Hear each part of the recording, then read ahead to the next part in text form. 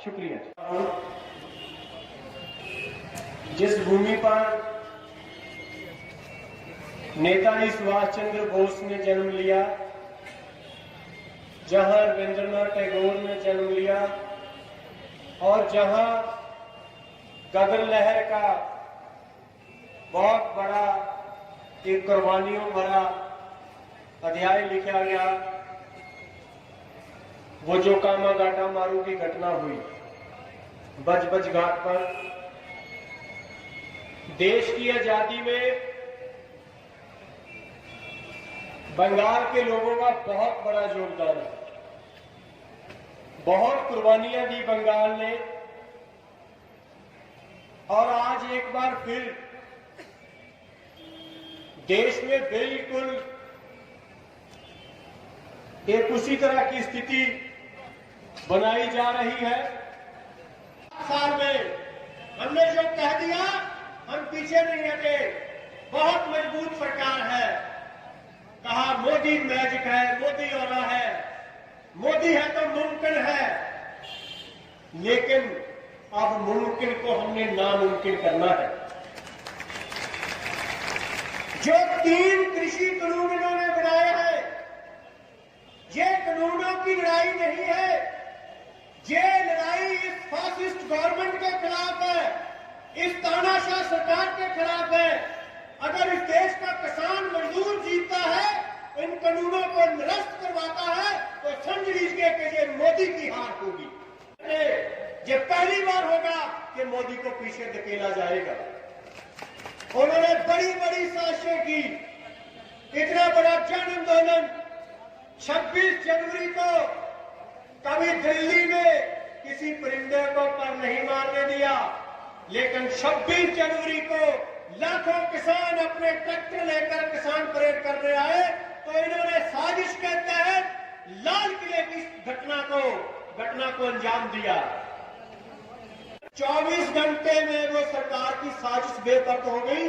लोगों को पता चल गया कि गड़बड़ करवाने वाली बीजेपी है और गड़बड़ करने वाले बीजेपी के कार्यकर्ता थे जो लाल किले में गए। बहुत सारे आम किसान भी गए जिन्हें पता ही नहीं था कि दिल्ली का कौन सा रास्ता किस तरफ जाता है।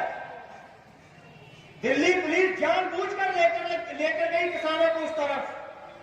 जो रास्ते थे उन पर बैरिकेडिंग कर दी, जो रास्ते पर नहीं जाने के लिए अलाउ किया वो बैरिकेडिंग हटा दी गई। लोगों को जानबूझकर भेजा गया था किया जा सके, उसको रास्ते से भटकाया जा सके। लेकिन सभी लोग साजिश समझ गए कि लाल किला जिस पर प्रधानमंत्री नरेंद्र मोदी जब तिरंगा फहराकर आते हैं तो उसके 2-3 घंटे के बाद उसमें कोई भी घुस सकता है, कोई भी जा सकता है लाल किले में, जहां परिंदा नहीं पर मार सकता। और टीवी पर फोटो आई, देखिए आप एनडीटीवी पर देख लीजिए, बहुत सारे चैनलों पर क्या हुआ कि पुलिस मूक दर्शक बनकर खड़ी बैठी हुई। तो ये बात साफ थी कि ये गेम बीजेपी की थी, क्योंकि बीजेपी ने 7 साल में यही काम किया। हर आंदोलन को बदनाम करो, उसको पीटो, उसको मारो और उस आंदोलन के नेताओं को जेलों में डाल दो।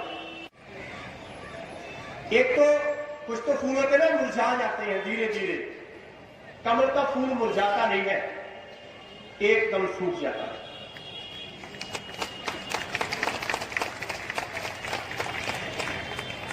इसलिए जो ये फासिस्ट गवर्नमेंट है जिसने इस देश में एक गुंडागर्दी का राज स्थापित करने की कोशिश की, स्थापित किया भी है, बढ़ा भी रही है। और आज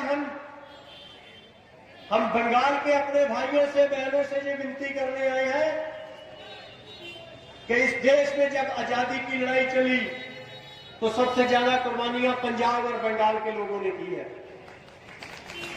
और आज जब इस देश में किसान आंदोलन शुरू हुआ तो पंजाब से शुरू हुआ,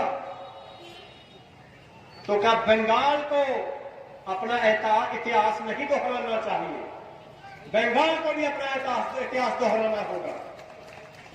बंगाल को अपना इतिहास दोहराना होगा और ये जो किसान मूवमेंट चल रही है इसको जन मूवमेंट बनाना होगा और सभी बंगाल के लोगों को इसमें कूद जाना होगा। और जो भी संयुक्त किसान मोर्चा कोई भी आह्वान करेगा उसको आप पूरी तरह से लागू कीजिए और इस देश के किसानों को बचाने के लिए, इस देश के लोगों की रोटी बचाने के लिए इन तीनों कृषि कानूनों को रद्द करवाने के लिए विनती है कि आइए मैदान में इस देश में एक नया इतिहास लिखा जाए, तीनों कानून भी निरस्त किए जाए और फासिस्ट गवर्नमेंट को भी धूल चटाई जा सके। बहुत बहुत